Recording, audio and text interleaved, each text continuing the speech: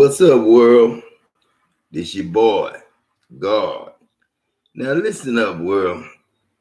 Now I'm listening to Cindy Trim and who is this other guy that Cindy Trim got? Let me see. Yeah, the response from the future. Cindy Trim and Apostle Chuck Pierce. Chuck, I know a Chuck from somewhere. I know Chuck. And somebody's Chuck know me real well. I'm talking about I work with a Chuck. And Chuck, whoever you is, man, you need to holler at me. Chuck. Shit, who is Chuck? Damn, I got a friend named Chuck. Damn, I can't think of who Chuck is. Damn, I can't even put a picture in Chuck in my mind of Chuck, you know what I'm saying? But I know Chuck gotta be a good dude. Because I know Chuck real good. For some reason, I know Chuck real good. And he worked with me with JV. And he worked with me at Dow. And I know a Chuck real good from somewhere. You know what I'm saying? And Chuck, whoever you is, say my name so I can say your name. You know what I'm saying? Because I know a Chuck. You know what I'm saying? But it's going to be a lot of different stuff y'all going to see coming up, you know what I'm saying? But listen to Cindy Trim them and see if they can get me going. All of those listening. And the second, and I'll float these as a balloon, and then you could pull them out one by one. The second, pay the mouth. So the second mantle has to be the priest, the priest. And so the prophet causes contractions. The priest blesses. So you're going to see the priestly anointing, where we're going to see the priest rising up and blessing, and the church birthing out marketplace ministers. These are individuals that are going to assist governments, because we have a large number of people that are mourning. Blessed are they that mourn, for they shall be comforted. There are individuals that have to bury their loved ones, but they cannot be at a funeral. So you have burial without funerals. You have post-traumatic stress disorder. What a great opportunity for the church to come outside of its walls to be able to say, we understand, we are here by the rivers of Babylon. There we sat down, we wept when we remembered Zion. There are captives said, sing unto us one of the Lord's songs. How can we sing the Lord's song in a strange land? But there is a songbird, a canary. And in the winter months, the neurons collapse. And then in the winter months, they're rebuilt. So the summer, they come back with a new song. God is going to give us a new song. He's going to give the world a new song. So this is going to give rise to those that are in the ministry of music and the ministry of arts. And we're going to hear a new sound at a new frequency. And we're going to see a new syncretic choreographic move that God himself is choreographing. So this is the second pay. The first, of course, is the prophet, then the priest that blesses. We have enough people that are cursing, but if we don't bless, the very rocks are going to cry out. That's the second pay. And the third pay gives rise to the third mantle, and that is the kingly anointing. So a king does not prophesy, a king does not bless, a king decrees. And so we're going to see the decrees that are going to be made over industries. And we're going to see new industry engineers. The old has passed away. Going back to the canary, when the neurons are collapsed during winter hours, God is giving that canary a new song. And the Bible said, behold, I do a new thing. As in the days of Noah, Noah began to innovate. He constructed. And this is the greatest hour for believers to begin to download prophetically new innovations for industries. We cannot any longer afford to stay behind the four walls of the church, and COVID-19 has helped us. We have to use modern technology. COVID-19 has helped us, and we have reached this inflection point that you prophesied about. I needed to get you on. We have this 40-day window to press into the promise. And I'm throwing that out because I asked God, who is the voice that we can hear? And God gave me two people, and one of them was you. So I just want to unpack that so everyone can have a way forward from a clear voice. Well, I'm sitting here listening to you, and I have done many of these calls since it started, and your voice is as clear as anybody I've heard. So I want you to continue to do what you're doing. Now, what we see, and I want all of you that are joining with us to hear those three mantles that are there, and I'll come back to that as I do that. But the prophet's mantle becomes so important for this hour. This 40 days becomes important because also in this era, it is about the breath, so it's about Holy Spirit coming. Yeah. Now, if we had the most incredible Passover, we're going to have another type of Pentecost to us. And that is so key for us to understand. And God is forcing us out of the church. It's just like all of these meetings we're doing here. He has forced us out. I remember back 14 years ago, and I think you'll remember, I started doing the web church. I got Peter Wagner had together 600 leaders because they said you can't do church on the web. It violates everything about church.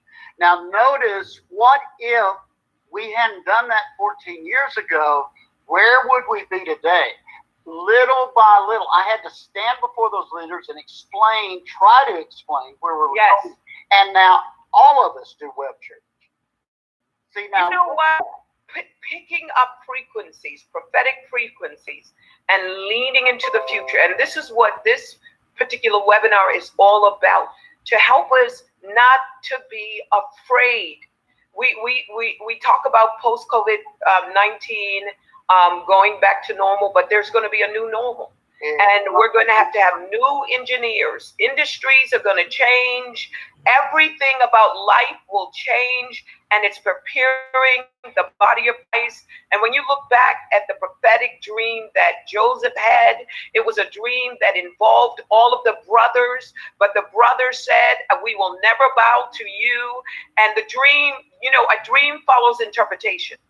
And so Joseph hung on to the dream, and had he not believed God, and had he listened to the prevailing pressures from the voice of those that we're not anointed to lean into the future, not only was it what his family had died, but Egypt would not have been. And he was able to take advantage of a global pain point. And a pain point always creates prayer points that points us to our next.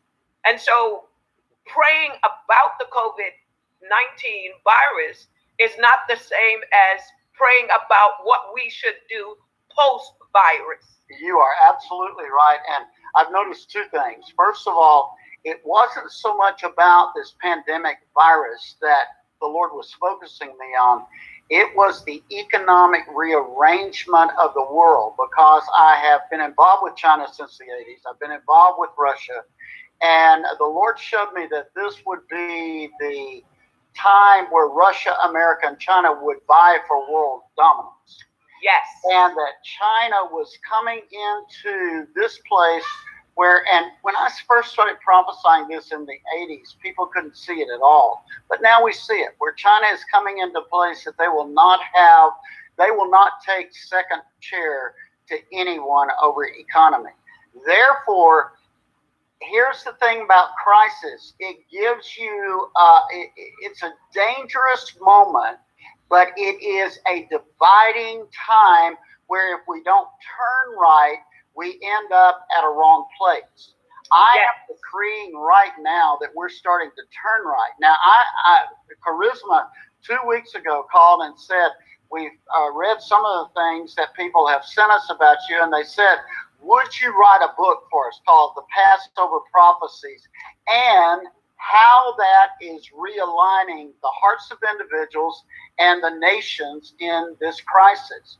That, and they gave me 8 days to write that book. I wouldn't want to do it again, but I thank God for the staff I have, and I thank God that I knew exactly where the Lord was taking us to give us a projection for the next 7 years. Now, here's one of the things we want to see, and all of you joining in, it is about a kingdom shift. We are no longer in a church era. We are in a kingdom era. Therefore, you're having to shift into a kingdom mentality. Kingdoms have cultures. They have languages. They have economic systems. We are now shifting into and representing the King of Kings for this time. Therefore, we're being brought to the forefront. Now, we're going to have to understand this economic arrangement that's going on, because it can cause another moment like the greed that was in Egypt, or we can force it into Joshua's Passover, where we are moving toward the transference of wealth. Every time we increase, we can see wealth increase. And I love exactly where you're going with this, because it's exactly where God's taking us with it. The things you're saying here. And I believe we're getting a right understanding. We have a school of ministry that focuses solely on the kingdom paradigms, understanding the kingdom, and understanding the application that is industry specific. I think we have a lot of teaching on the kingdom, but the practical application. And I've been doing this for 25 years. This is our 25th year. This is our final one that is live. Then we go online to create other live events. But I think this is very significant, not only to be able to tell people that there are tools, explain what the tools do, but then we need another level, and that is how to use the tools, implementing the tools. And we need that practical conversation broken down into industries, because, we talk about the new normal. We are in the fourth industrial revolution, and our generation is blessed because we can be those that are engineering and crafting, much like Joseph did. Daniel was there for all of the shifts of the major superpowers from Egypt. If you look at history, Egypt gave rise to Babylon, the Medo-Persians, the Persians, the Greeks. Then you had the superpower of where Italy, Rome. And then from there was Great Britain. Now it's United States of America. This is Nebuchadnezzar's dream playing out. And I always say, if God could give an ungodly man a dream of trans and megatrans and superpowers, and Daniel was there to interpret it, what about us? Where are the dreamers? Wow. Where are the innovators? Where are the industry leaders? And Apostle Hawk, I'm burdened with this. I'm pregnant with this. That we have talked a good talk as a church. We're like the fig tree. We have leaves, but no fruit. And I believe that as we press in, we're pressing into our promise. I love what you said, because now we can bring the grapes back. We can say that here are the grapes. Here's the proof. Wow. And that's all the world is looking for, is the proof. They see the leaves, but there's no fruit. And we're going to see it. The wombs of the Spirit is going to be contracting. But after we pray, what if God makes you the answer to prayer? What if you are the Esther? What if you are the Daniel? What if you are the Joseph? What if you are not the Samuel? What if you are the Daniel? What if you are the David? The David that was anointed as king, but he had to face his Goliath. This is this generation's Goliath. It is threatening, and it's threatening the entire world. And we need the Davids to rise up to be able to say, I have the panacea. We need the Elijahs to look at the waters to say, I have the cure. And this is what the world is saying. Who has the cure? And I love the prophetic because the future speaks to us. And you are the voice that is saying, this is where we need to go. Now is the time for preparation. Well, and think about it this way. We don't want to be like the generation who went in, tasted, touched, saw the promise, and then came back out, and because of what it was going to take to war to get that promise, they slandered the promise. I believe during this time, there's a divine, another pay word is division. God is dividing out the tares and the chaff. And he's saying, I'm getting that out of my body so I can bring forth what is necessary to use to advance my kingdom in ways like never before. One of the things you see, I wrote a whole chapter about the economic impact of this in this book. You see, a bubble needed to burst in America. We've got a bubble that has burst now. It needed to burst. Bubbles are not, they're fragile. But that has nothing to do with what is about to happen. Because when I looked at 2020, Cindy, the Lord spoke this to me. I said, Lord, what are you saying about 2020? This was on January the 1st, and the Lord spoke these words to me. He said, tighten your belt. Well, that was different from what the other prophets were saying. They were saying certain things, which I do believe we'll come into, but the first thing the Lord said was tighten your belt. I knew that was a Depression era phrase where that came forth. I also knew it was a phrase, and the first thing I thought about was a roller coaster ride, where they say, tighten your belt. You're going to hit these lows. You're going to then come back up and hit higher highs. And here's what I want us to understand. Therefore, I started looking at that from an economic standpoint. Someone said, how will we prosper? I said, you watch for when you hit the low, and then you prepare yourself so you can go back up with the resources that you get when you hit the low, because those resources are what's going to escalate as you go back into the next year and the next year and the next year. And so I began to say, oil was one of them. I said, oil is going to drop drastically. I come from the oil industry. Oil is going to drop drastically, and when it hits bottom, invest, because you'll go back up with it.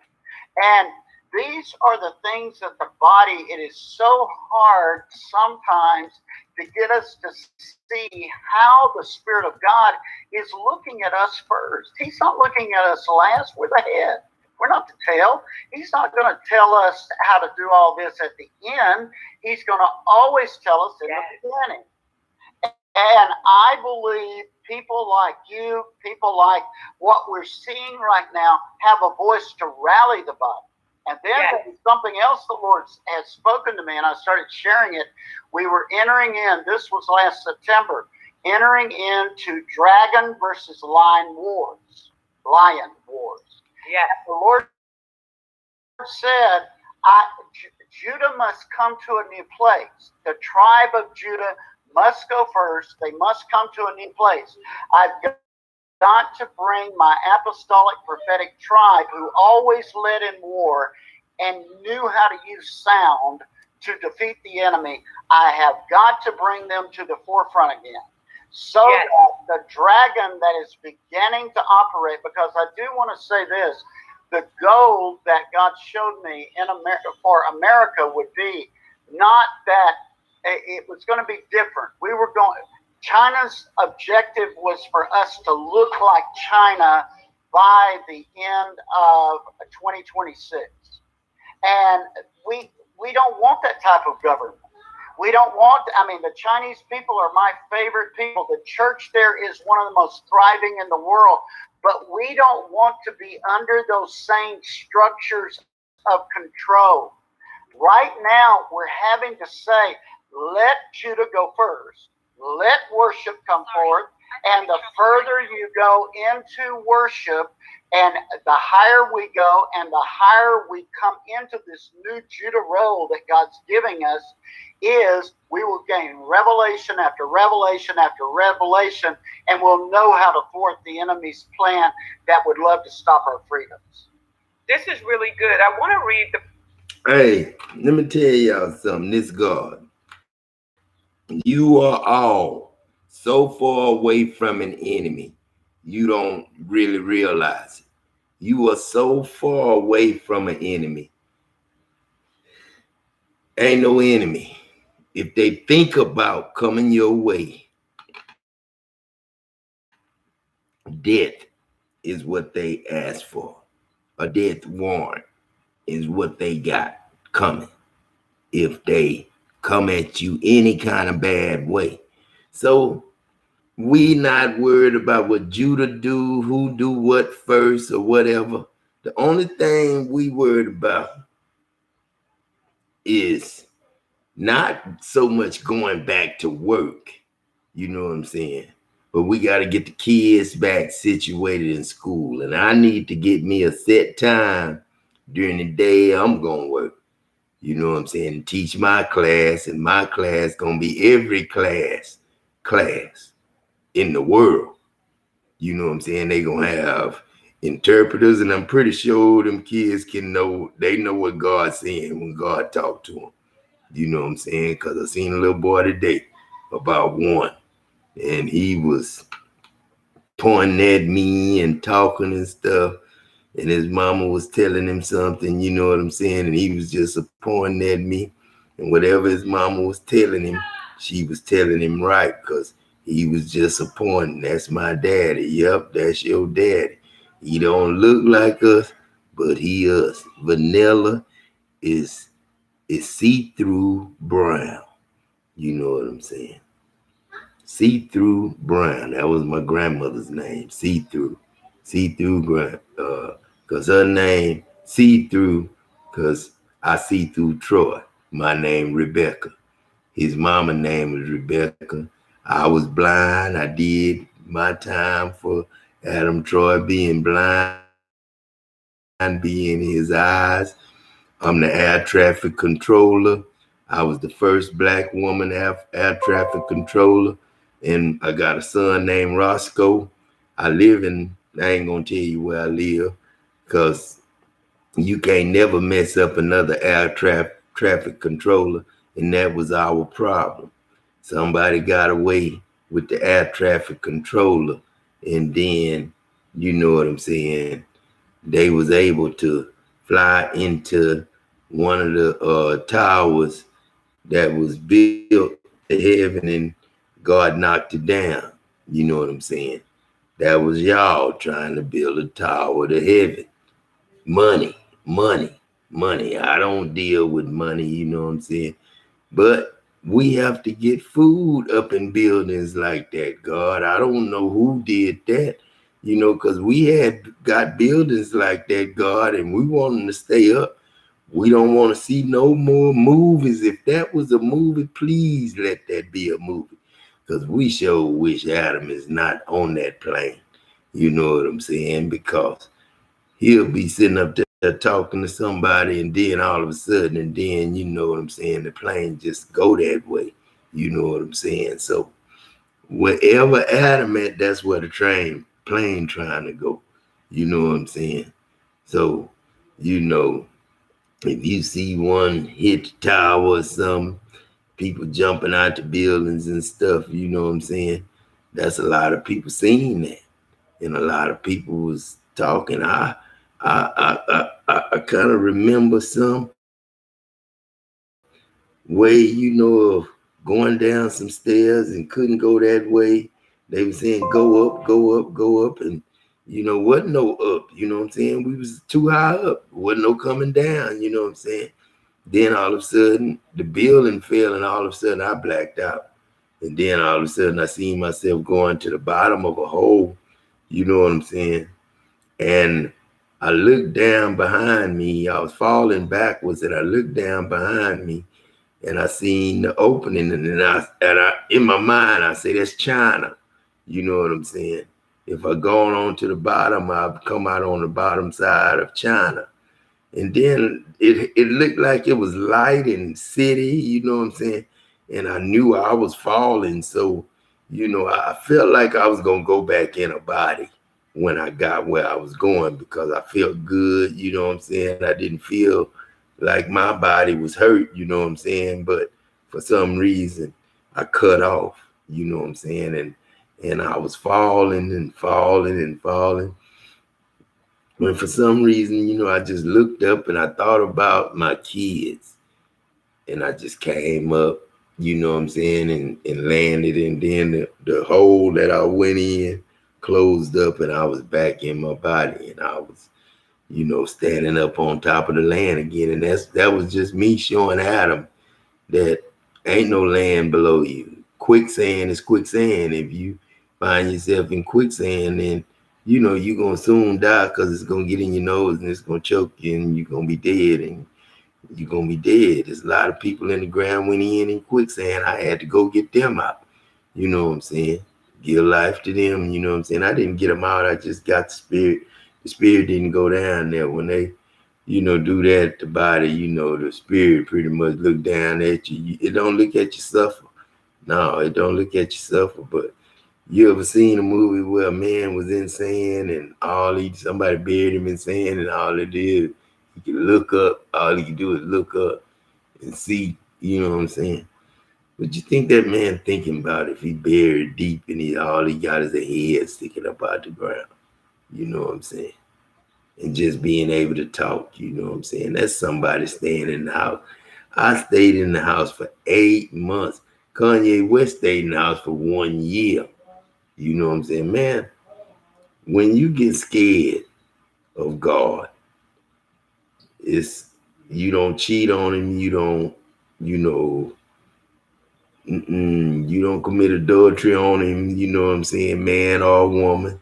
If you got a woman and you married to her on paper, you don't cheat on that paper. You know what I'm saying? Because you won with that paper, with that man. And then if you go out there and cheat with another man that you was on paper with, then what good was the paper that you and this husband got? If you and them other husbands' papers are still valid, you know what I'm saying? Once you get one husband, shit, you still belong to him. You know what I'm saying? If he living, you still belong to him, especially when you got kids. That's why I used Adam, because I wanted Adam to find as much out as he can on step kids. You know what I'm saying? Step kids. A lot of step kids get stepped on.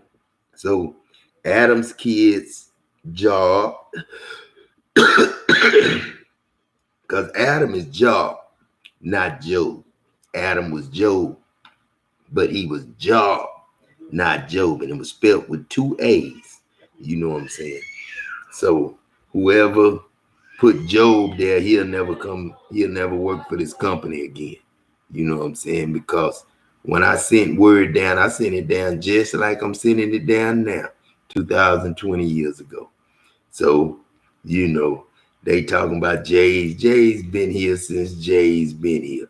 Talking about Jay's ain't been here. Jay wasn't no letter since till the 1700. That's to somebody that's lying. That's wasn't no letter for y'all from Africa. You know what I'm saying? Because y'all didn't have no letters. You know what I'm saying? I just talked to y'all in y'all mind. I told y'all I was coming. And I say some white people gonna come, but they gonna be me. And they gonna take y'all over there. And then they gonna ask y'all to work for them. And I told y'all I was gonna pay y'all what I'm gonna pay them to come get you. And then they gonna teach you their language and all that there. But Brigham Young said a black man couldn't hold that office. So they, before the end, that was before Brigham Young. It was some of Brigham Young's family, that brought us over here. That was the good side of the family because they knew who Adam was. They picked a lot of Adams out of the bunches of African people, and they really just chose Adam by the people. You know what I'm saying? They really didn't. It was on how they looked. Physically. if they was, good, you know, if they was proven to be somebody good, they was picked, you know what I'm saying? Because the African leader, they gave us away, you know what I'm saying? And, I was the one, you know what I'm saying, giving my people away, but I promised my people they was going to get what we got. So when my people got over here, the white people changed all the stuff that I said, the way I wrote it, everything, you know what I'm saying? Well, they agreed with me on everything at first. But that's why when they thought that the earth was, round and all this and all that, and I started saying, this shit ain't all that there, you know what I'm saying? So I just started doing my work, you know what I'm saying? I started talking to them and stuff, and I told them I started from the end. And then I read the end to him, you know what I'm saying, what I was gonna do, and God was gonna be with him, and it wasn't gonna be no more crying and all that, cause wasn't no crying where I was, you know what I'm saying. I was 21, you know what I'm saying. I was 18, and you know what I'm saying. I was 18, and you know what I'm saying, starting my life out, and I was in the back seat of the car when I came, and then I cried, you know what I'm saying? That was 85, you know what I'm saying? Then Hartley said, about time, you know what I'm saying? And that made me laugh. And I bet that'll make you cry now, Pitt, because I love the shit out of you. This Hartley, spell it the right way with an EA in. Hartley, don't give me no AR no more.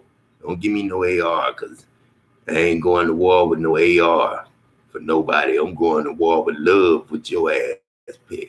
Because niggas try to stick me up and shit over money, man. That was over money, man. And I wish Peck was here.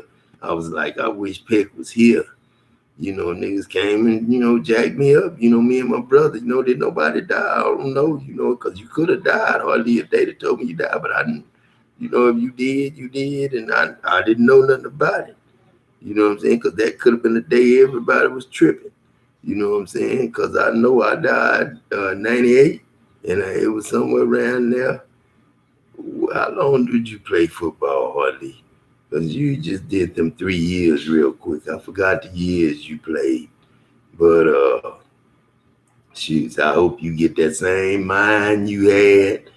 That same, I hope you get a little bit more speed, Harley, on that next seed, you know what I'm saying, from your daddy. And I'm your daddy, Harley. I never did, not pick Adam, the friend you got, but your daddy, the one that you missed. And, Dirty Red took care of you, because I had to tell Dirty Red all about this whole thing and Adam and this whole situation about, life and stuff and how people was treating people. I was the one in the smoke pen. Uh, uh, Ed Johnson. A lot of people got mad at me how I handled that situation about Ed Johnson. Ed Johnson, man, shit, I'd be in that smoke pen smoking. You know what I'm saying? I can be there, and it could be, 10 white men and one Mexican, or 10 white men and 5 Mexicans. He didn't care. They could be there already for 2 hours. And then soon as I come over there, 5 cigarette up, you know what I'm saying? All y'all go back to work. Everybody got to go back to work. Even me. I ain't even hit my cigarette. You know what I'm saying? So he did that a lot of times, you know what I'm saying? And I used to test him out sometimes. I'd wait till he get full of whites and Mexicans, and then I ease over there to go smoke just to see what this white man gonna do. And I ain't trying to pick on the white people and nothing. I'm just letting you know how the work used to be. That's how come I have to change things. Can't let them people, be racist on the job, and the hire people is racist, and then they hiring only white engineers and stuff like that, and they trying to get rid of people, so they won't have to pay as many people, and they letting go people, and they running the plant without people being there.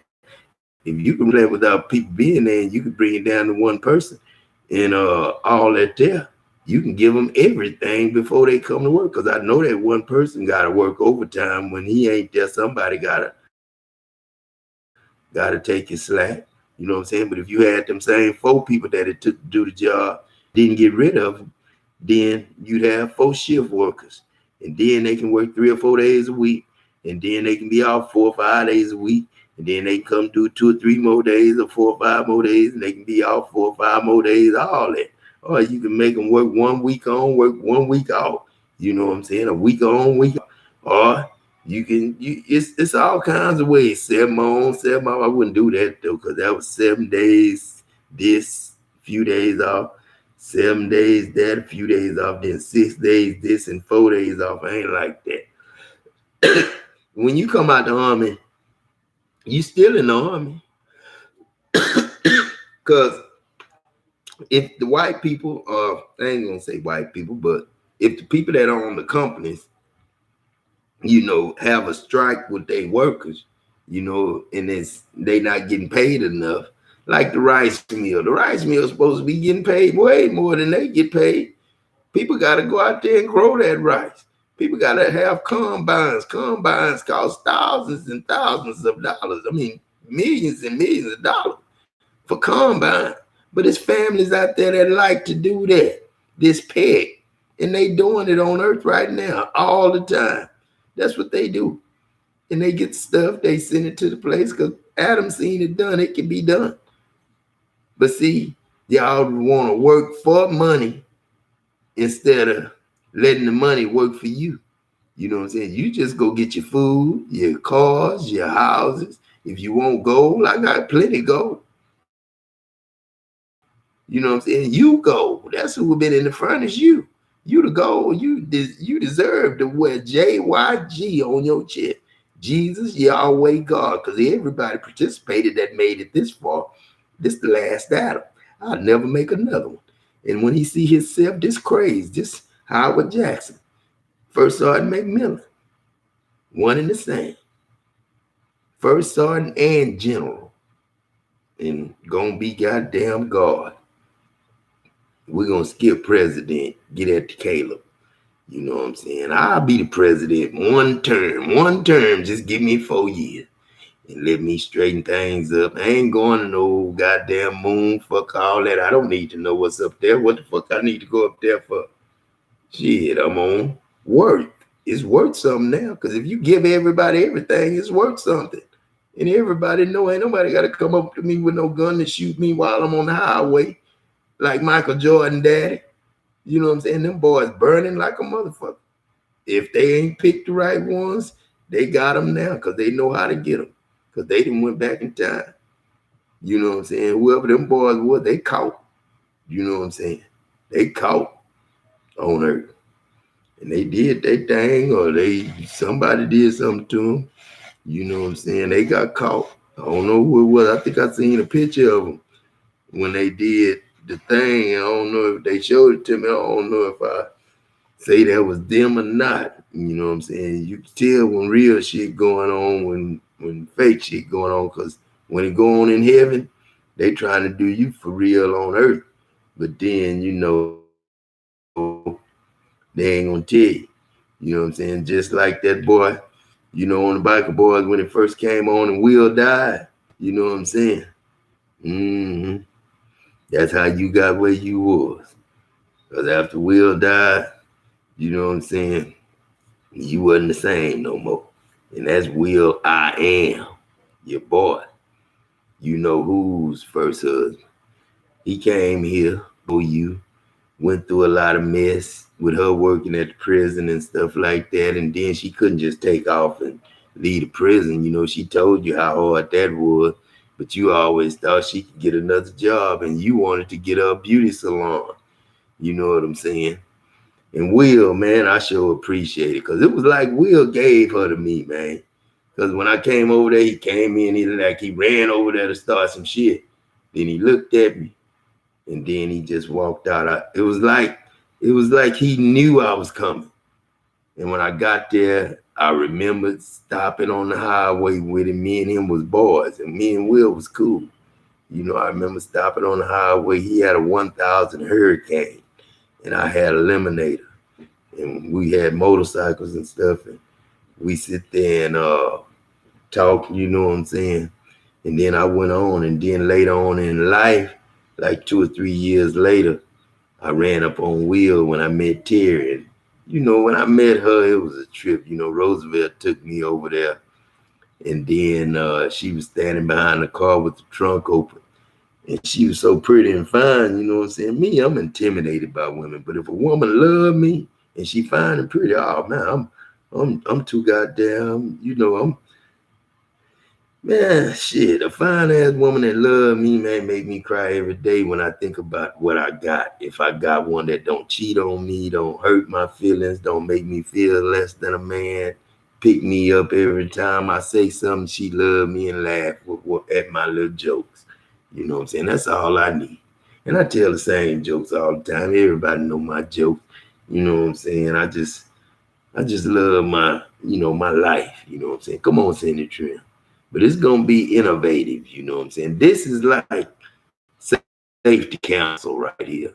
And somebody might come up here that y'all, don't know and ain't hear this word. I don't think it's nobody in the world, God, that ain't hearing this word right now. I think everybody tapped in to the frequency. And if it's some life out there that's on, cities and cities that they really don't know where we are and stuff like that, you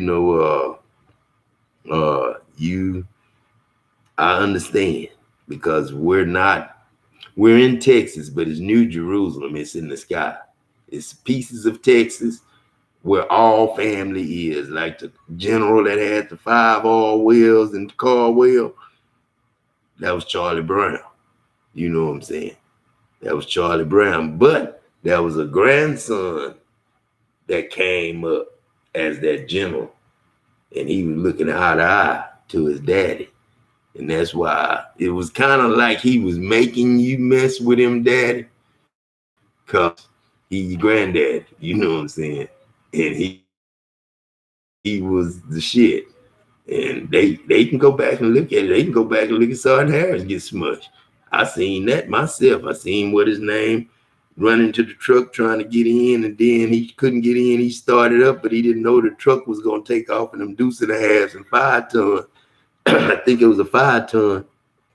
And they'll crank up and then they'll take off if you got it in gear. So he didn't know that. So he didn't put it in neutral. And he cranked the truck up and it smashed Sergeant Harris. I seen him get smashed. It just held him up there and smashed him to death.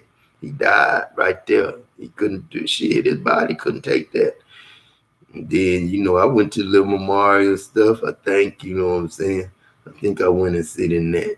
His wife was crying and stuff, you know what I'm saying? And then, I'm not going to say she was cheating, but somebody had asked her that one time. She came in the barracks with him. And I always thought she was cheating, you know what I'm saying? But, I don't know, you know what I'm saying? I'm not going to put that on that family, you know what I'm saying? But she did seem like she, I don't know if, because sometimes, man, this thing is so wicked. If you a devilish person and you cheating on your husband or something, it's going to come to you. And when the devil come, he don't care how he come. You know what I'm saying? He come to straighten, he come to get your soul and your spirit. You know what I'm saying? And that's Adam Troy. If he see you messing over Adam Troy, and that's every woman and every man. I don't care what the man's name is, that's Adam Troy. You know what I'm saying? A-N-T. Shit. A-N-T. You can go back to A-N-T instead of just A-T-N-T, A-N-T, Adam and Troy. That's all you got to say. Adam and Troy, and everything belong to them. Adam Jackson and Troy Jones. I'm going to give them both of them because Troy looked me dead in my eyes one night, and I always thought, I ain't never said Troy was the devil. I never judged Troy on that because it was just always something good about Troy, I thought, in my heart. But he was just bad actor, always went back and forth to prison. And I knew he was institutionalized, but I didn't know how to sit down and talk to Troy about nothing. And one day I'm going to sit down and talk to Troy. And I'm going to say, Troy, now how, man, with us having to love our enemy, how you whooping a nigga ass, did you love your enemy like that? You know what I'm saying? But then I don't think Troy whoop nobody ass no more. I think Troy good where he at, daddy, because you ain't heard Troy died or nothing Troy good. I heard him, in the background. Yeah, Peck. I was in the background and I said, Peck high. And I knew you was high, Peck, cause you're a bad motherfucker, Peck. You crazy the motherfucker. You Papa. Shit, you my Papa. Whoever my Papa was, it's Troy Jones. I love you, Daddy, cause you in this nigga here. You gotta be. I know you might have did some crazy shit when you was on Earth, Daddy, but I know Adam saved you, cause the Jones family and the Jackson family love one another. You know what I'm saying? This Vicky, Troy, I love you, boy. I'm in Adam. I'm looking at it straight from the me and Shirley Casey sitting together. And we two women somewhere in the world. I woke up where she was, not in prison either, Troy. In a nice neighborhood, in a nice family. Y'all got the family. We all family down here where we at. And I'm gonna say down here, Troy, because we think we on Earth, but we on your planet. So when you drive to Louisville, we gonna be there. And we gonna be the people you meet, but we gonna be different names. And like we told you when you got that stuff out the store that day and you saying, I love God, it was working. Then when you stopped over there and you was thinking, we told you, when gone on take the motorcycle to the motorcycle shop. That's how them niggas knew what you was doing to your motorcycle. And that's how Telly knew how to work on motorcycles. And that's what Telly was doing. Whatever you was doing, that's what Telly was doing. Telly, he knew a little bit because he went to Houston and he messing with them niggas from Houston. But all that shit was coming from your mind. Because you was the one that fixed motorcycles. You was that dude that you took uh, Roberto to get the motorcycle from. That was you, Adam. That was another you. All you did was worked on motorcycles and got paid. You worked in the plant too, but you worked on motorcycles on the side. And you wasn't really doing it for money because you got your money from the job. You explained it to Adam, but you told him, man, you work on motorcycles. You was trying to teach him how to work on motorcycles. And he didn't even give me nothing, you know what I'm saying, for selling that for him. He didn't even give me a little cut, you know what I'm saying? But that's all right. I didn't ask for nothing, you know what I'm saying? I just kind of, I had made him a sale, you know what I'm saying? And that's what people be doing. If you sell this for me, I'll pay you this, this and that. And then, man, people are solo down. Man, I had a motorcycle, man, mint condition, 2008. And they was talking about putting this, it's dogged out, it's trashed out, all that there. Man, that was from God. That was a motorcycle from God. Talking about it's trashed out. You know what I'm saying? Didn't nobody want it. You know what I'm saying? And shut up. You know what I'm saying? You ain't even know nothing about the motorcycle. You know what I'm saying? But I still, well, I ain't got it no more. I'm gonna get another one though, and I'm gonna race again, and that's gonna be what I'm doing, you know, for the rest of my life. You know what I'm saying?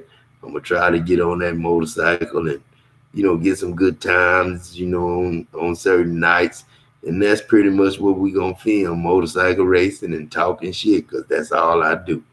I'm a good talking shitter. It's too late for me in wrestling to talk shit and whoop a nigga. So, it's time for me to get on my motorcycle and scream. You know what I'm saying? Like I did on my pictures and stuff. Y'all might have seen them pictures back in the day of me screaming, getting the burnout, you know what I'm saying, with all that smoke. You know what I'm saying? And I know y'all probably seen me at work when I used to, do a burnout, get the clouds up there in that sky, the smoke in the sky, and then I go down and come back riding the wheelie through the smoke. That was the shit. And that's why they named the movie Smoke Adam when they made the movie. Because that's how you did that. They named you Smoke. And you was the smoke that they was talking about, but you was down here. And they played the movie, and it was a white boy instead of, you racing Chris Ward. It was your son, but then it was your son because you God and Chris Ward, the son of God. You know what I'm saying? We saved him. We saved him. You prayed for him in the hospital. That's the only one we needed. You know what I'm saying? To get Wards back. Montgomery Ward's yours, Chris. Just get it, man. Just like I got you the job with the electric company. You know what I'm saying? You still cool with me, man. You know what I'm saying? But anybody meant harm to me, you know they can't come up here. They can't come up here. But if it was in your heart to help me when you stole it, then you know I can bite that bullet and say I'm sorry. But you got to get on your knees and tell me the whole story. Why you stole my motorcycle and what was on your heart. And if it was jealousy and stuff, you might not be able to come over here and they might not be able to bring you because, you know, that's the red tag on the prisons. You know what I'm saying? You really can't, you know, let people out of their place when they, you know, like that because, you know what I'm saying? There was a lot more things went on. You know, the chain came off. Somebody pulled a pin on that and all that was seen, you know what I'm saying? And you know, so all that gonna come out, you know what I'm saying? People gonna go back there and find that, you know what I'm saying? But then we erasing evil, you know what I'm saying? We just don't want no jealousy, no envy, no complaining, murmuring. Ain't nothing to complain about. You know what I'm saying? And ain't nobody gonna make you do no shit at work and you not working for no old ass man.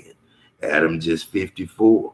You know what I'm saying? Presidents, you know, I like Barack Obama's age, but I really don't like Donald Trump's age because what kind of change was Donald Trump gonna make? Y'all was in the same old shit. Y'all was voting for people the same old way, judging and accusing the devil, judging the devil to keep shit fucked up. You knew it was killing going on. You knew it was a problem with cops and shit like that. Cause I had almost got a job one time in Victoria. That's Victoria's Secret. I almost got a job one time in Victoria. You know what I'm saying? And then it was a police job. I was gonna be a police. And something was just on me to, you know, I didn't really want to be a police because I was halfway scared of being a police. I didn't like my cousin being one and was always scared he was gonna run up on somebody to give a ticket to and they was gonna shoot him, you know what I'm saying? So, you know, that didn't happen, Jerome. So you good, you're a detective and you're in the right spot.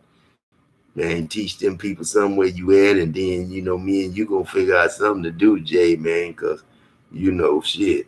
You don't need to be no detective no more after what I'm gonna do, and I'm gonna let all y'all people out. I think y'all got non-violent offenders. You know what I'm saying? If it's non-violent offenders, they just smoke weed or you know sell weed or whatever. You know, let them out of jail. If it's non-violent dope cases, let them out of jail. Prostitution, let them out of jail. What else? You know what I'm saying? Because I don't care about sex and I don't care about dope smoking. That ain't something that I'll call a man sin on. I whooped my son for smoking dope, but I ain't gonna do it no more because I know where he went. And I came up here and found out who the fuck I was. Somebody put it in my drink, you know, for evil, but God meant it for good because I knew they was doing it. Read the prophetic word that Judah's father Jacob gave to him. It's found in Genesis 4, verse 8, 9, 10, 11, and 12. It says, Judah, thou art he whom thy brother shall praise. Thy hand shall be on the neck of thine enemies.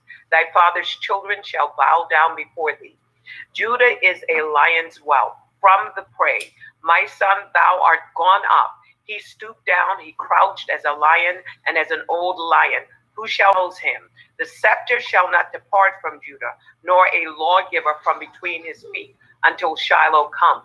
And unto him shall be the gathering of the people be, binding his foal into the vine, and his ass colts into the choice vine. He washed his garment in wine, and his clothes in the blood of grapes. His eyes shall be red with wine, and his teeth white with milk.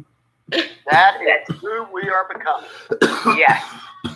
Now, I've watched something with us because, you know, I've always been part of the prayer movement starting back in the late 80s. And what the Lord is doing through this, we're having incredible prayer watches, and we're bringing people in from all over the world with their sound. Therefore, it's revealing to the body of Christ We are not a small army. We're a large army with great sound. We're like it describes us over in Song of Solomon. We're a mighty, valiant people that are going before, and going before the ark right now. And right now, we're getting ready to cross over this weekend into an Issachar anointing. Now, this is what I want to do. I want to loose that anointing on every one of you listening, because Issachar understood the time and knew how to tell Israel what to do. See, you've got three tribes that have to war together: Judah, Issachar, Zebulun. You've got to have the provision, Zebulun. You've got to understand timing, and then and this addresses that first mantle that Cindy addressed us with.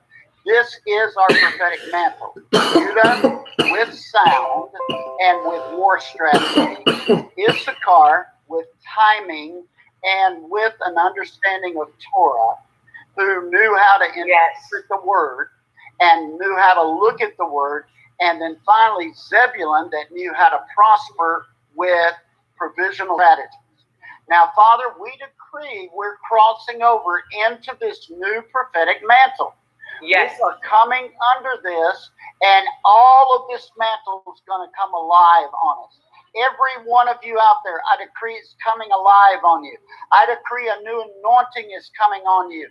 I decree that you're breaking through into new ideas of provision. I say during this window of time, yes, let's us forward past Passover. We are in a preparation time to cross over and start transferring new levels of authority into God's kingdom people.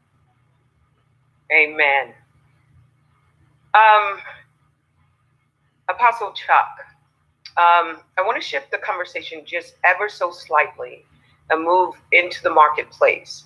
We're in an era of disruptions in industry, medicine, government, just every sphere and every facet. And there are so many people who have different theories, conspiracy theories on AI. But I just want to bring this to the fore just to discuss very quickly.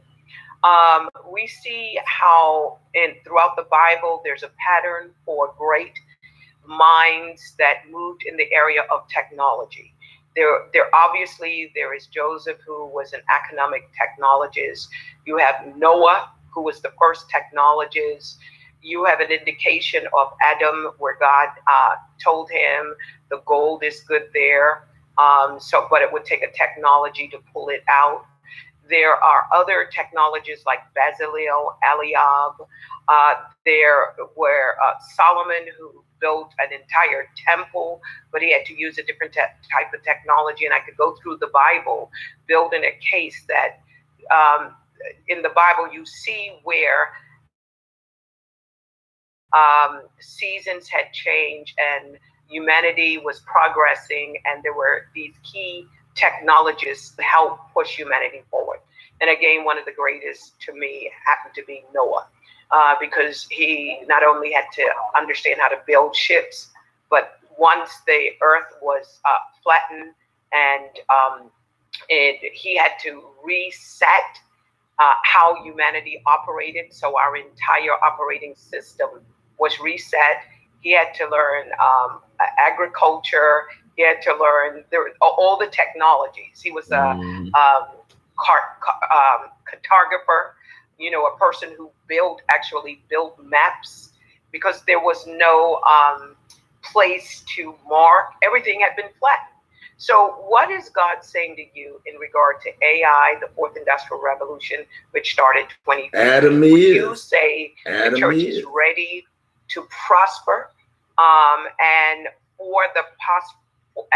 ready for the prospering power of technology and the rapid increase of AI? And if it's yes or no, how do we prepare for it? That is probably one of the best questions you could ask. First of all, I'm not sure you're even aware that my master's work was in cognitive systems. That's what it's about, creating artificial intelligence type of structures. Do I think the church is ready for this? I think this is forcing the church to come into an entire new way of thinking that's bringing us into the 21st century. I think we were still in, we were somewhere between 80 and 90 of the last century, and the Lord has accelerated this. And we're learning new technologies, and we're learning how to communicate. We're coming into unity in a way like I've never seen before. But I still don't think, and one of the things that the early church understood, and here's when you study the pastor of the early church, the pastor was responsible to teach economic systems to the people. And they learned how to use those systems in times of trial, in times of persecution, and in times of advancement. I think somewhere we lost that. And now we're having to accelerate to try to bring that into an understanding. And because, see, in the economic structure that we're in, this bubble has burst. We're going to have a whole new way of receiving funds, debt structures, that we're going to have to work with as we come out of it. That's the card. That's just simply my card. Don't put no money in it. Don't put no amount to it. Don't say, we going to give you $1 million or we going to give you $2 million. I don't want to hear that. I don't want to know the number. I just want it multiplying daily. And just all y'all got to do is go say thank you to what you want to buy. And it is AI. Adam is everything. And that's what the Bible tells you. All you got to do is believe that God is. And I ain't put nothing behind it. All you got to do is believe that God is. And put a question mark behind that, meaning whatever that is and whatever this is. And sometimes he ain't what he used to be. You know what I'm saying? Because what he used to be was killing us, aging us, and we don't need it. Now we got what we need. I know how to use it. This Nisha daddy. And when it's time, you gonna get your card. You gonna be a pretty boy. And you gonna be riding these streets, daddy. Me and you going all kinds of places, all over the world with mama now.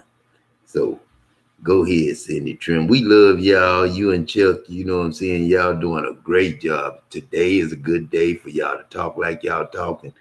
Because now I'm feeling like I'm at home. I'm in the stars. I seen them fall. And I know I was one of them that failed. So it's just like seeing a whole bunch of stars fall. It's just like seeing a whole bunch of people coming out of airplane, you know what I'm saying? And then, turning their lights on to land in your country. You know what I'm saying? And they all good friends of yours. And they gonna tell you their names when they walk up to you, Jay-Z and all y'all important players that's in Adam's life, that Adam know. It's gonna be people that walk up to y'all and say they your real person, and then one day you and him he gonna get on his knees in front of you, and you gonna get on his knees in front of him, and y'all gonna do a movie, and the movie gonna be whatever. But he already on the ground. He already here, you know what I'm saying? And like when you and Diamond seen all them was just like some airborne school. You know what I'm saying? A whole bunch of soldiers with flashlights coming down in an area that was open. You know what I'm saying? Coming down. You know what I'm saying? Y'all thought they were stars, but they was us. Angels. You know what I'm saying? Turning on flashlights. We was the light. And then we burn out when we come down. And then we, you know what I'm saying, open up the parachute. But we don't have a parachute. That's why we made Adam stop. Because when we got in that plane, we was coming out and we was going to fly for real. That's the true airborne school. You know what I'm saying? You don't have to trust a parachute no more. They sending you in the air, and then people gonna be shooting up at you, and then they got all y'all names of all the family members that they sent in the war trying to kill. You know what I'm saying? Killing all family members. That's what y'all do. Y'all send these kids off the wall, killing our family members. And then y'all lying and saying that y'all trying to help a country. And y'all trying to steal land and steal stuff. Hey, today y'all still doing what y'all did when y'all went to Africa to get shit. Nash oil, Nash this, Nash shoes, Nash fighting over the prices of this. What you fucking fighting over prices for when all you got to do is get a credit card with my lion face on it? And that's lion or lion with an E on the end. You know what I'm saying? Because I will lie to you if you're a devil. And I know you'll lie back to me on some bullshit. So I do lie sometimes, but I spell lie with a Y-A because sometimes I have to. And I put an A in there to let you know I did it. Just like sometimes they make you put an initial on the stuff you initialing when you putting your name on shit that somebody say you owe them. I say lend and don't expect nothing in return. That's God's word. Take that to your God or whatever on your star and tell him I need to have a meeting with him and we need to talk because I need to come back in the plant in Freeport, Texas. And I need to go in the plant at Diane's job. I need to walk around there. I need to, walk around Diane's job and get to see what's in the plant. You know what I'm saying? I want to walk around Nita's job, see what they do in their job, where they answer phones at. If they want to go to work, they can go to work. If they stay at home and work at home, they can work at home.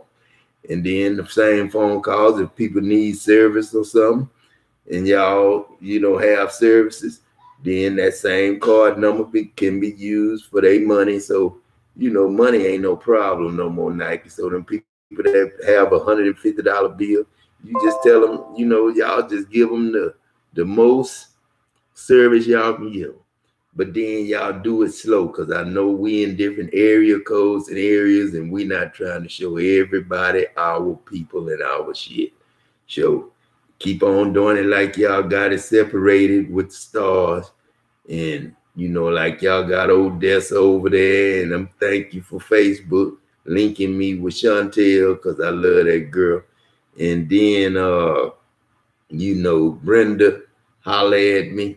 Callan Brinkley holler at me. We cousin on daddy's side. So we cousins, but you know what's up when I come home. I ain't gonna even trip. So with your pretty self, don't even trip. But Nita and them women I met in Louisville, you know what I'm saying? I'm coming down. I mean, the movie on. I'm taping now.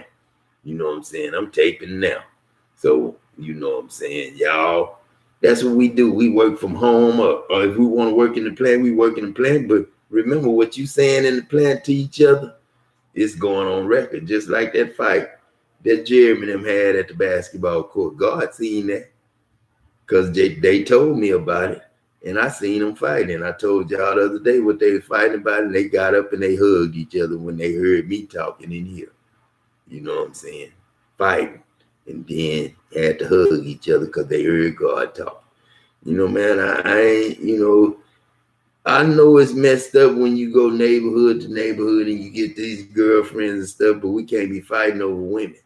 You know what I'm saying? If you get a girlfriend, you got a girlfriend. You love her, you love her. You know what I'm saying? But then don't be sitting up there trying to say you own something. God own her, that's his daughter, and God own you his son. But you ain't nobody's daddy, you ain't nobody's mama, so you can't tell your wife what to do or your girlfriend what to do, because I never let you marry my daughter.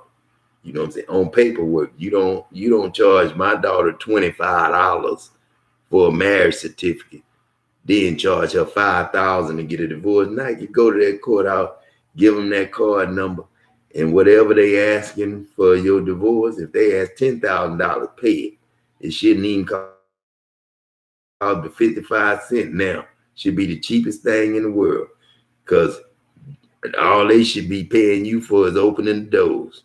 And goddamn charging you for is opening the door so you can get to the courthouse, tear up your marriage certificate with your husband and hug each other and know that both of y'all gonna stay.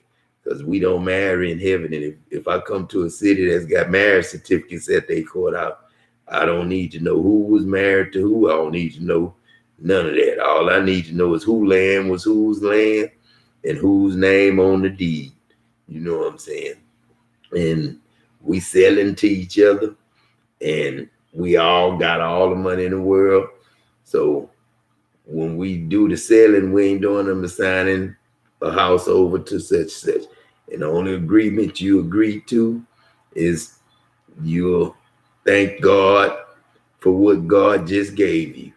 Because everybody should have a house, everybody should have stuff, and everybody should have a job, because you don't have to do nothing but work. And then you can work 4 hours, 8 hours.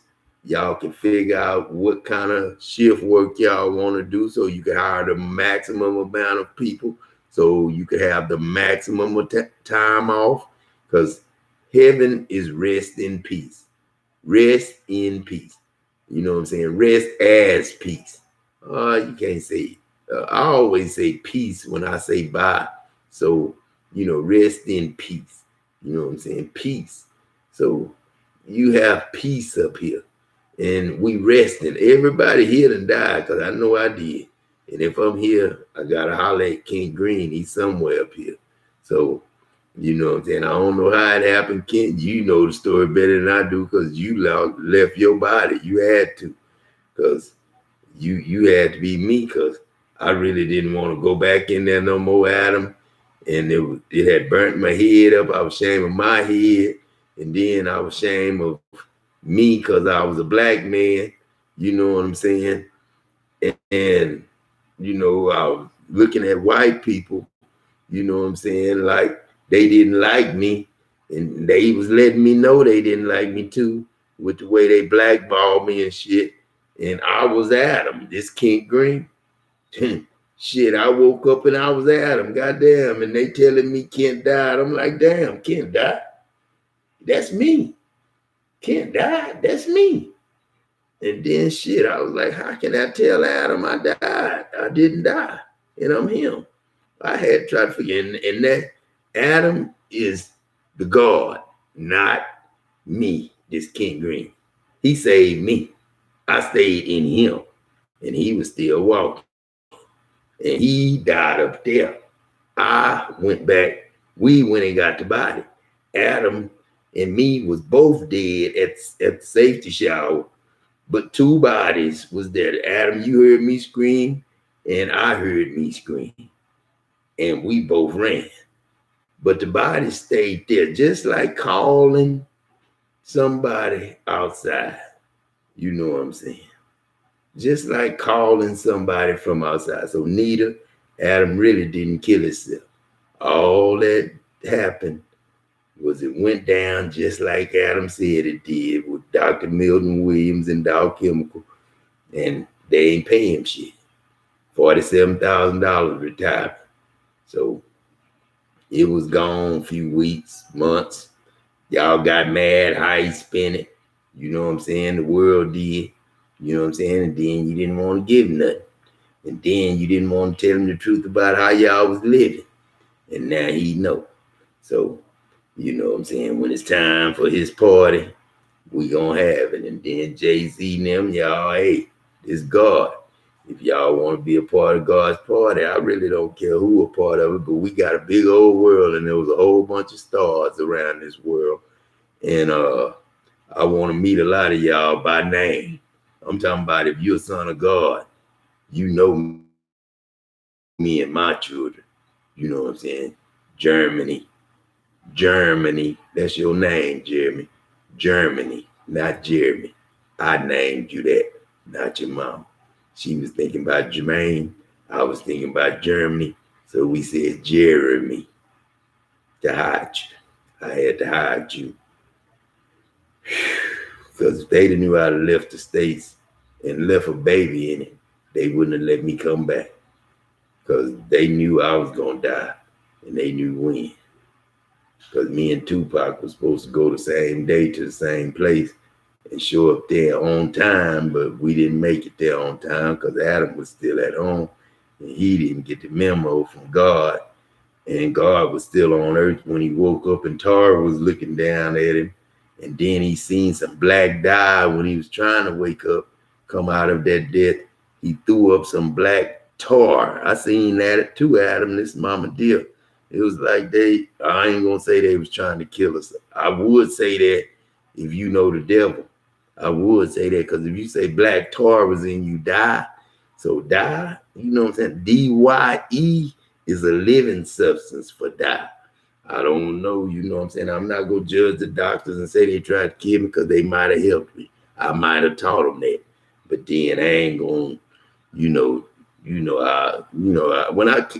I went to Dow Chemical, I remember having an interview, and at the end of during the interview, I missed the question.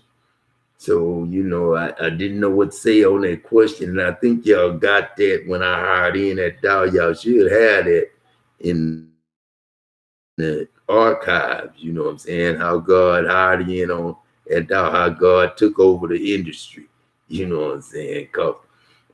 And then Jamise Kessie, she was a pretty lady too, but I wasn't into cheating with women, that had a husband, and she had a husband, and she was so nice, and she was beautiful and stuff. And when I came up there, I seen her, but her and her husband ended up getting a divorce, and I couldn't understand why, but I know he was a playboy, and then I think he ended up marrying my cousin, Hartley's sister, Denise. And, me and Denise talked a few times at the ballpark, just a little bit. Denise was like, the older cousin that kind of hung out with her Aunt Jackie a little bit during her younger years, but I think they kind of split up when she got with her husband. And then Denise went on. I don't know what Denise doing now. I bet she's still pretty though, especially if she's 18, you know what I'm saying? If it's 18 Denise Chambers out there somewhere, y'all better keep up, because she ain't my cousin. She my cousin, but she my daughter, but she my wife. If, she know what I'm talking about. She probably remember me, because everybody just used to look at me like, I can't have you, or you don't want me. You know what I'm saying? I would try to talk to women, and they would be like, you got a minute after you get off the phone? No. Oh man, come on, man. Especially them girls with the big booties, you know what I'm saying? I'm all about that. You know what I'm saying? But shit, man, I'm having so much goddamn fun pick this poem. You're a bad motherfucker, boy. And man, when you drown, pick, you know what I'm saying? I'm gonna tell you came back, but you didn't come back, pick. You drowned out there, just like Jonathan. You know what I'm saying? If Jonathan, they tried to bring us back at a time before now, but Jonathan didn't make it. And then you had to hear Jonathan from prison. You know what I'm saying? Jonathan had to leave because somebody, you didn't have to die, but you came back, and Jonathan was somebody had drowned out there without you. Because if your family wouldn't have never been born, if you hadn't ever been born, Adam, then we couldn't have saved Jonathan. So that's what we really came to get you for. But we had to see if you was really God when you came to the top. So Jonathan, got out there just like you, and y'all was in Jacksonville, Florida. That's why Jonathan was trying to take you to Jacksonville, Florida, and you was going some kind of way change into yourself and see the boardwalks out there with your name on it, and see stores with your name. Because remember, you don't remember none of the stores that was there in Jacksonville, Florida, do you? But then her husband, goddamn, Tony Southall's daddy, he has a house out there, I think we still got him plugged in the system from the places that they live. So, part of the town is theirs. They got a card. They can go anywhere. And since they was in the system in Florida, Effie, Jewel, y'all welcome to move back down there. And I think Wanda Stevens will be glad to see Adam. You know what I'm saying? That was like a Jackie Moore from Bay City, Adam. You know what I'm saying? That was pretty much like a Jackie Moore from Bay City. You know what I'm saying? Me. Man, y'all, man.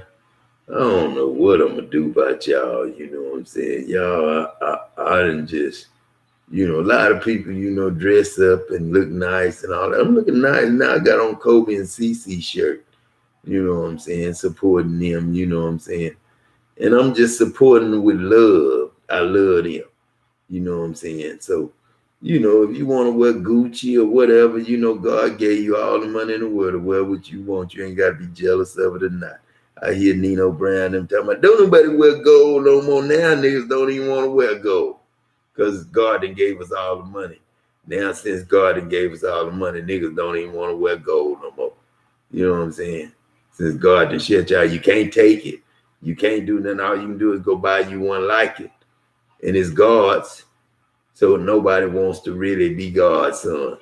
You know what I'm saying? You can't even get a necklace say God's son on it. You know what I'm saying? That's a shame. You know what I'm saying? And all the gold, y'all don't even want to work to get it and heat it up and goddamn clean it out and goddamn make ends of it and give it away. You got to go to work, man. Love. You're supposed to work as you work under the Lord. Lend your time. Charity is lending time, not money. Lend and expect nothing in return. Work and don't expect nothing in return, and God will pay you. But see, when you got the devil in you and the devil telling you to my God, money, money, money, money, it ain't never been money. It always been give and receive. And all I want, the work that you must do is believe and receive. The work is believing. You know what I'm saying? So if you believe, that's the work to get whatever you want.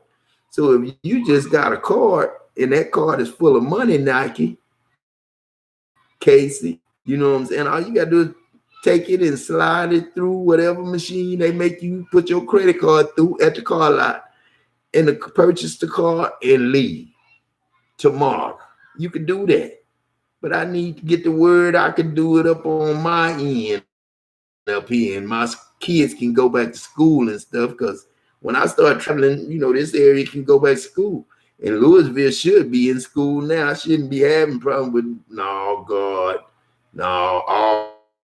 All schools are closed. Everything is closed until we get through talking to you, and we can get to you. And 50 Cent been here, so we coming. You know what I'm saying? And we anointed. And I know when we get on our knees, we're going to pray and pray and pray. But we don't want to die, and we want you to live at least 66 like your mama, Adam. And then, we can talk about whatever we want to talk about. And I swear, Adam, we're going to give you access to any place known to man on this computer. Another thing is, we've got this great wealth gap. And I'm not sure if you see the early church overcame that great wealth gap. Joshua's group overcame the great wealth gap.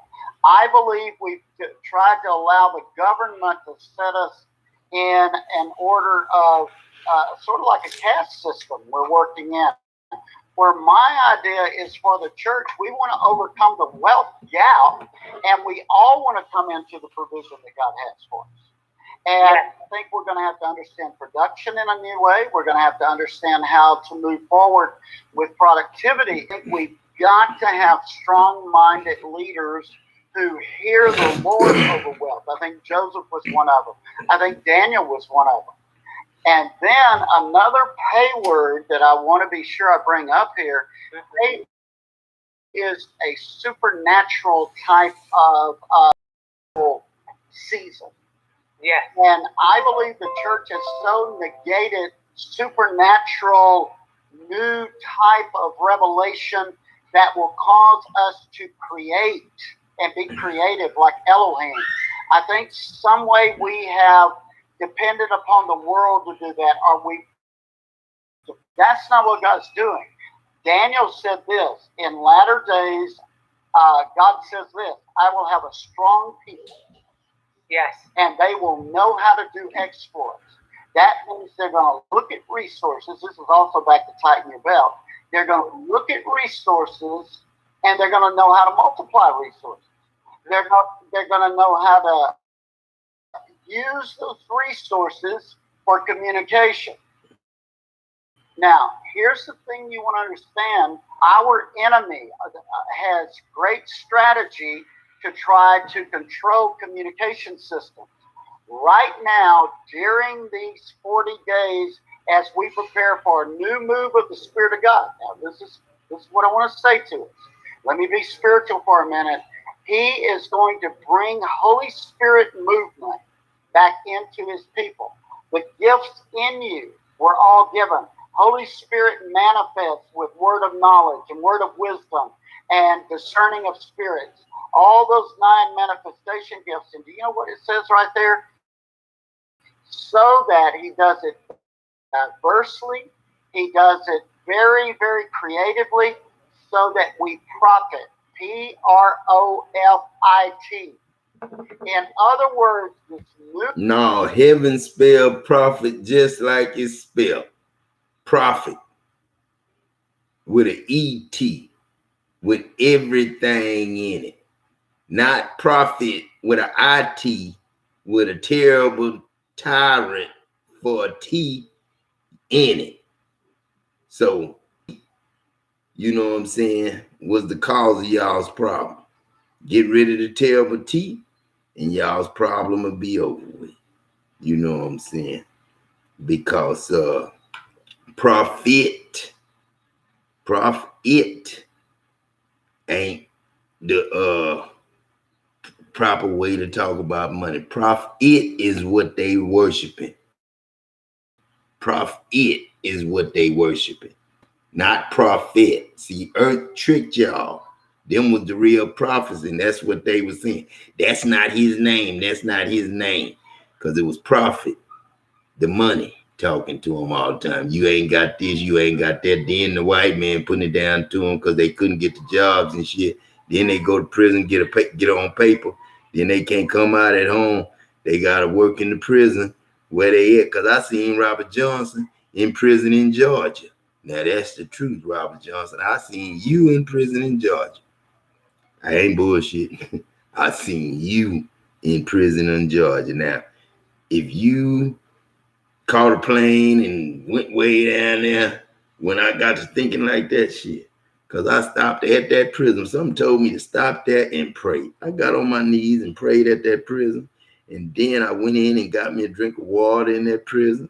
I wasn't a part of that prison, but I seen Robert Johnson. And then that might have been a problem bringing Robert Johnson to town. No, because Robert Johnson, dad had to take care of something for me. You know what I'm saying? So, that was something a God called rants that you did. So that's why you ain't stay in jail. So, this Uncle Peck rants. What's up, nigga? Oh, ain't nothing to it. Peck sitting up here listening to Adam. Hell, I need to get that nigga to come down here for something have my mess around here and pass out. I'm gonna go down. I'm gonna come down there, Rance. Me and you gonna get on this goddamn Facebook Live and we gonna talk some shit, Rance. Me and you laughing like a motherfucker about shit we used to do, nigga. Rance, you used to tell me some crazy ass shit you used to do, and you a crazy ass old man too. That's with a mama and a daughter. Shit, Rance was running them women just as hard as I was when I was in them streets. And Rance was my friend's daddy. Shit, they got mad at me because they said it was my fault. They daddy left their mama before their mama died. I'm sorry, man. Shit, I was just being me. Hell, Rance was being him. Hell, women is women. You know what I'm saying? That's what the problem with marriage is.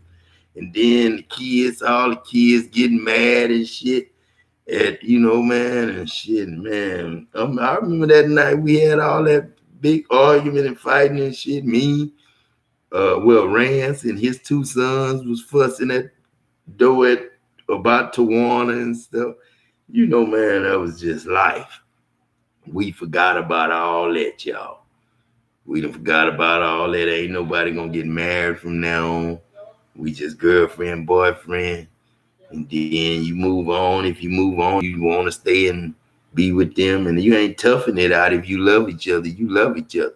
And when y'all turn 21, the person I give you for your 21-year-old, you ain't gonna need no paperwork, because it's just gonna be paperwork. It's gonna be your it. You know what I'm saying? That's gonna be who you is. You know what I'm saying? Just gonna say that's me. You know what I'm saying? You gonna go by you, your last name.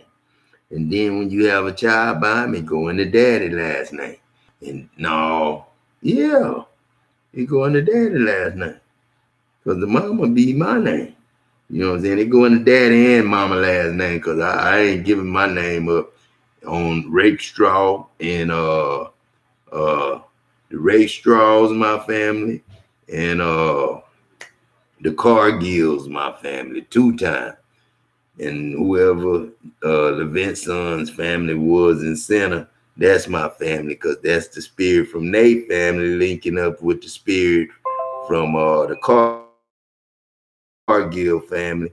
And Levent family was black, and James was black on his side. So James was really black on that side, from that side to this side, because that was Levent's son.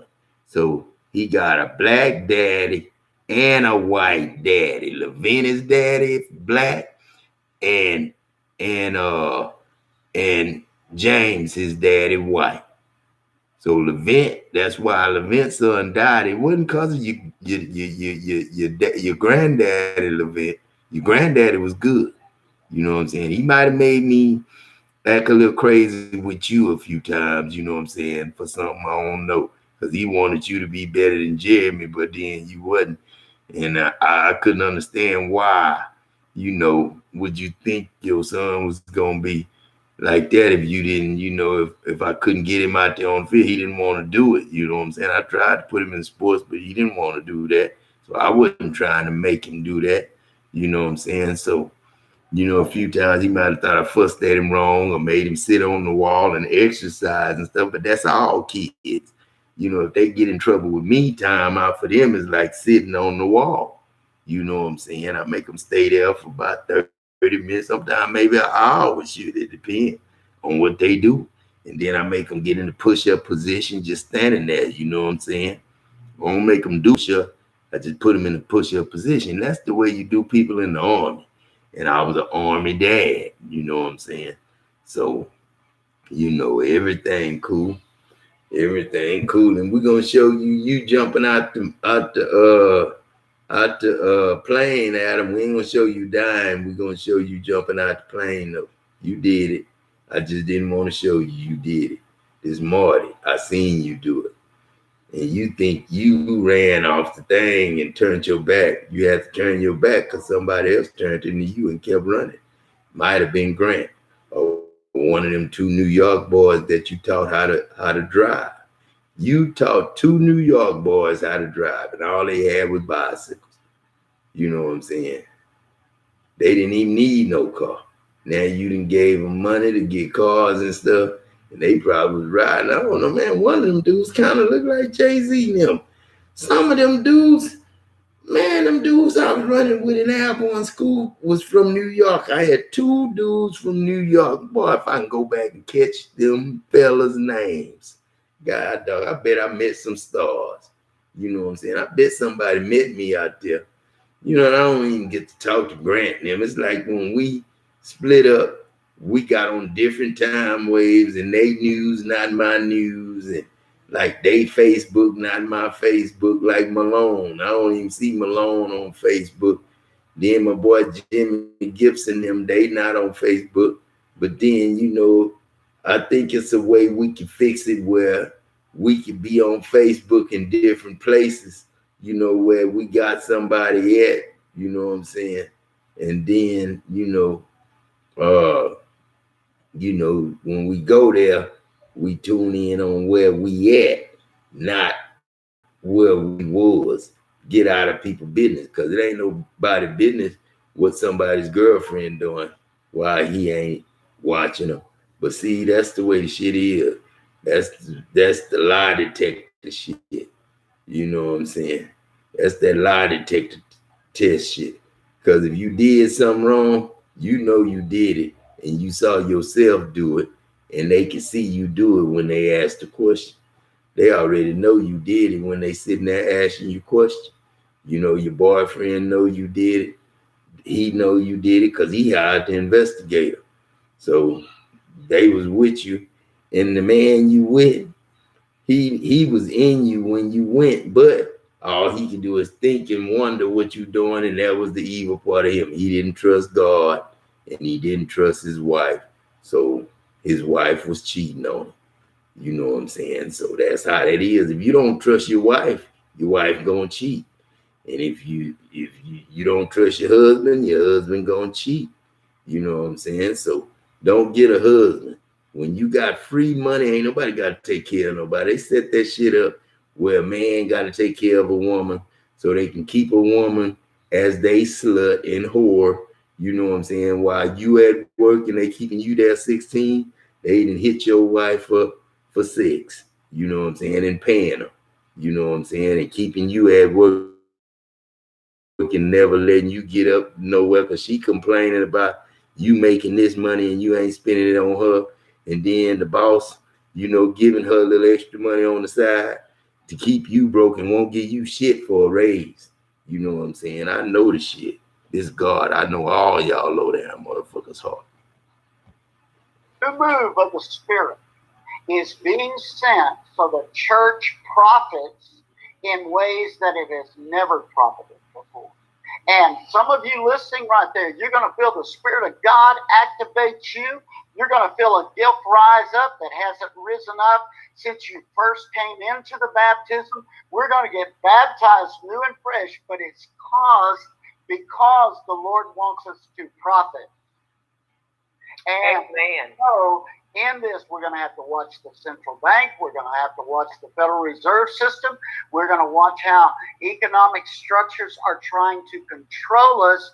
But in the same process, we're coming out and we're going to watch wealth being transferred step by step as we take. And I loved every one of those men you were bringing up. But one of my favorite scriptures is David knew how to stay one step ahead of death. Think every one of us are going to outstep this death structure that's tried to squeeze life out of the church. And when we come out of this, we're going to have great authority over death. Amen. Amen. I wanna just make sure that I have a marker here, and I just want to call it Industry 4.0, the new normal. And I want to place a marker there because I invite another conversation at this level where we can look prophetically at industries and where they're going and have a healthy conversation on the implications for the body of Christ, because 99% of the congregation sitting in the pew are work in the marketplace Monday through Friday. And it's interesting that we should even think of just having a line of demarcation, calling one thing sacred and another thing secular when it's all sacred to God. He places us in a field to prosper, to succeed, to contribute, to push humanity forward based on his agenda. And we don't get to tap out. There's no separation between church and state. That was not instituted by God, never has been instituted by God. And there is no such thing for the believer as secular and sacred. It's all sacred. It depends on where God has planted you. Here's a word that the Lord gave me from Isaiah chapter 2. I want to read this out. The word that Isaiah the son of Amos saw concerning Judah and Jerusalem. And it shall come to pass in the last days that the mount of the Lord's house shall be established in the top of mountains, and shall be exalted above the hills, and all nations shall flow unto it. And many people shall go and say, Come ye, and let us go up to the mountain of the Lord, to the house of God of Jacob, and he will teach us the ways, and he will and we will walk in the paths. For out of Zion shall go forth the law and the word of the Lord from Jerusalem. And he shall judge among the nations, and shall rebuke many people, and they shall beat their swords into plowshares, and their spears into pruning hooks. Nation shall not lift up sword against the nation, neither shall they learn war anymore. And this is so important. We are going to beat beat their swords into plowshares and their spears into pruning hooks. And what that simply means, Apostle, that our businesses are going to be our weapons of warfare, where God places us. We are no longer just going to be allowed to decree and declare behind the walls of the church and talk about spiritual warfare behind the walls of the church. He said, from now on, your businesses are going to be weapons of warfare. This is how we're going to fight. This is how we're going to bring solutions to the table. We're going to roll our sleeves up and get our hands dirty. And because we don't have to get paid to love doing something. Everybody loves doing something. When I learned welding, I loved welding. When Mr. Ushery introduced me to welding and taught me how to weld, the way he taught me how to weld is the way I teach people how to weld. You use that 60-10 on straight polarity when it's jumping and you can't get it started and it's hard to get started. And if you do get it started, it's going to be just spinning, but it's going to make a weld, but it's going to be ugly. If you make that weld and that rod look good, take 2 or 3, days to make that kind of rod run good. You know what I'm saying? On straight polarity, 60-10. Then you turn around and get a 70-18 after you get him to learn how to weld the hard stuff. Then you get a 70-18 and reverse the polarity. When you reverse the polarity, that 718 gonna weld like butter. And man, it's just gonna flow like, this pretty metal. You know what I'm saying? You can just lay the rod down and let it melt itself and weld itself. You don't even have to force yourself to do nothing when you got it on reverse polarity. And that's what I got on straight polarity. On straight polarity, you just get straight time. You know what I'm saying? Then I started giving y'all time and a half. You know what I'm saying? And you was happy with that, but it wasn't my call. It was their call. I let the government do it, but the government said, fuck me, and separated church from state. So I said, give them double time. You'll get Adam to come to work for your company. Then goddamn Joe Vardell and John Vaslavic ran JV like JV was their name. And then they want to put joint venture on there to try to keep it. But then, they did Adam good for a while. We're going to keep the name JV, but we getting rid of John Vardell and Joe Vardell, and we getting rid of John Vaslavic. You know what I'm saying? We letting them go, and we going to let them work for, whoever else want to pick them up, and they can run the business over there. But Philip 66, that's not Philip 66 no more. Philip Merchant, that's his name. Don't own that. Patrick and them work there, him and Robert, and they part of the family of Adam. So Robert and Patrick tell Adam what to do when he come to work. He working with you, Patrick. Whatever company you working for, Patrick Franklin, you need to get in touch with Peck and let Peck know when to come to work. You know what I'm saying? And who gonna hire him and stuff. And Adam, you need to get with me. Get with Stevie or something, and then get with me, and I'll help you out on that, because I want a safety job, Stevie. And then I want to get with you, Patrick, sit down and talk to you about some shit, you know what I'm saying? And Jimmy Gibson them, we're gonna get us a panel of 12 from Bay City. The 12 best niggas. You we're gonna get two pair. We're gonna be battle buddies. The two that made it out of here with best friends. You know what I'm saying? Like Hartley, whoever your best friend was, Evie, they was pretty much paired up, you know what I'm saying? And William and whoever your best friend is, William, because you still my cousin. JP, my daddy too, you know what I'm saying? We share that. You know what I'm saying? I come up through the family 2 times. I was Jesse James. That's how my grandfather became Jesse Williams. I come up 2 times. Shit, I come up fighting like a motherfucker this time. I say, fuck y'all. I just shit. That's why my grandson always shoot at me. He Jesse. He Jesse. Adam, that's your granddaddy, your great granddaddy. I tear motherfucker ass up. Shit. So shit, that's Jesse. That's Jesse James. You're way, way, way down there since you came. You know, shit. I think you just jumped straight to me.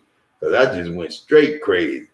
You know what I'm saying? And some of y'all might know what I'm talking about too. Cause I came out, shit, I was mean in the motherfucker. I just wasn't for the system. Didn't want to go to work.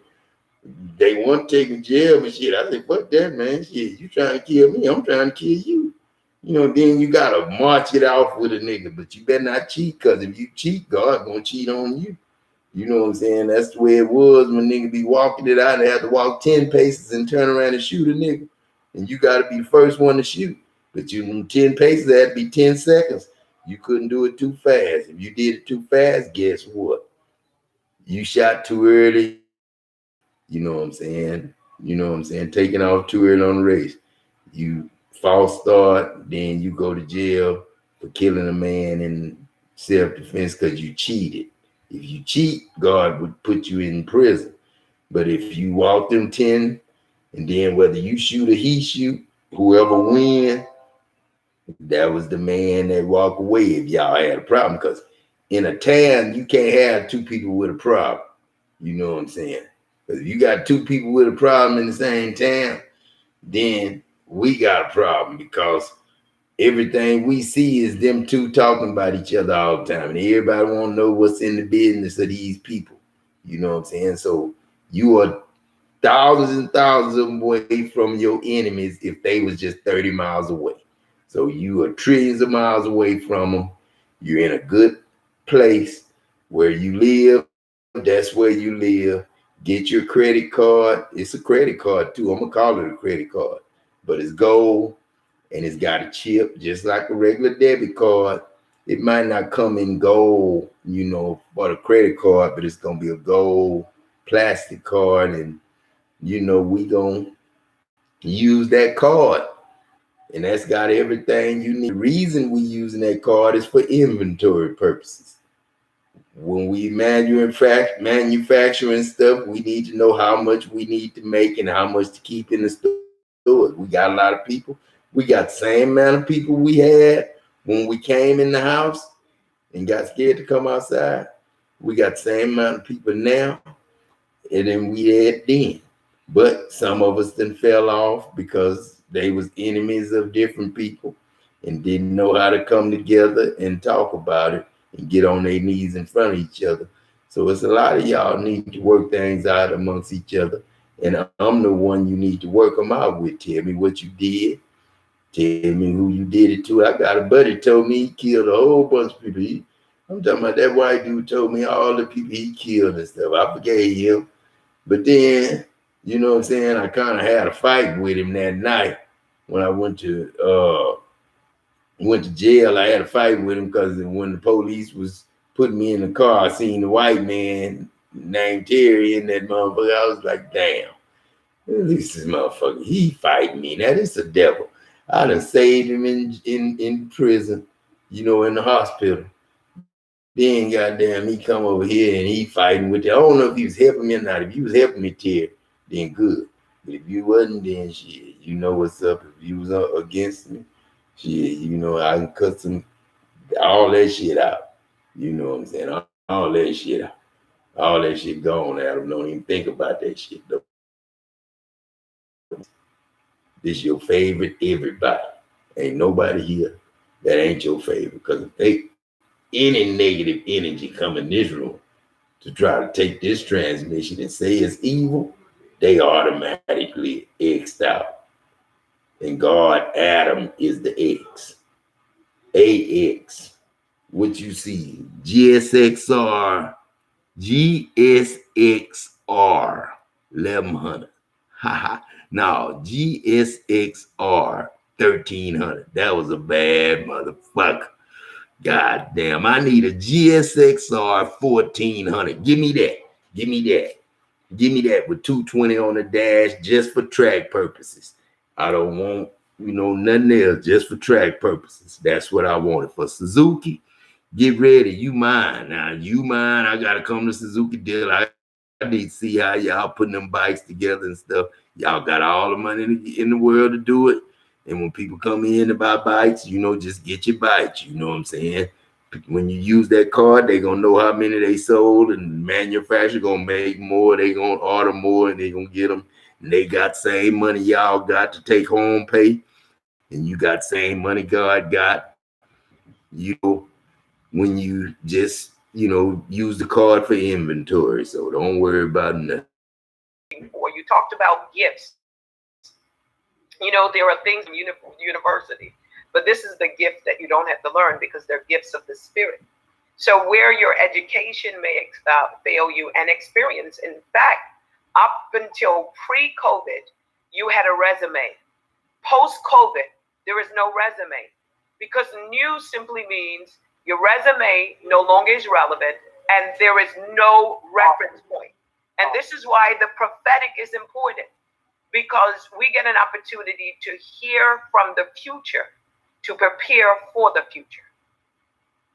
That is so incredible. And, when you were talking about Isaiah, Dutch Sheets had a dream, and he shared it just with me today, how he brought that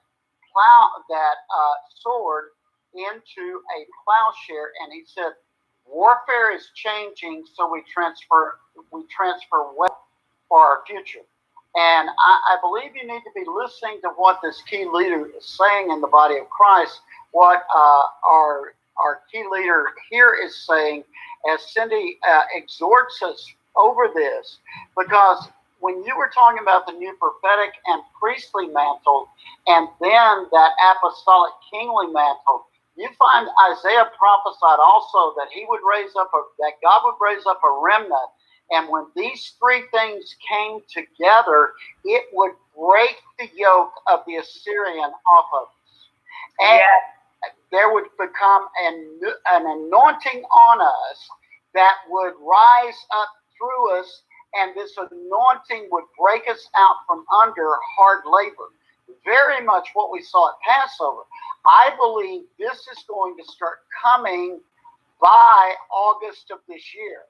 I believe God is going to start raising up. So before I have to go, I want to be sure I share something I see prophetically. I see that we're shifting at the end of this month. Just like Spirit leads you, walk in the Spirit. May is going to be all sorts of confused noise. That's why pay becomes so important. Speaking through the confused noise into the future. We need voices like yours. And with that, we've got to hear this. But then, and we're going to get a sort of a relief, or the ability to find our footing, and a new wave of the Spirit's going to start hitting us in June and in July. And so we want to grab hold of the Spirit of God. Experiment with the Spirit. Walk in the Spirit. Let the Spirit of God come alive in you in a new way. Worship in a new way. But then in August, September, and October is where the war intensifies. But I don't think it's linked with just a viral issue here. It's the war over the development of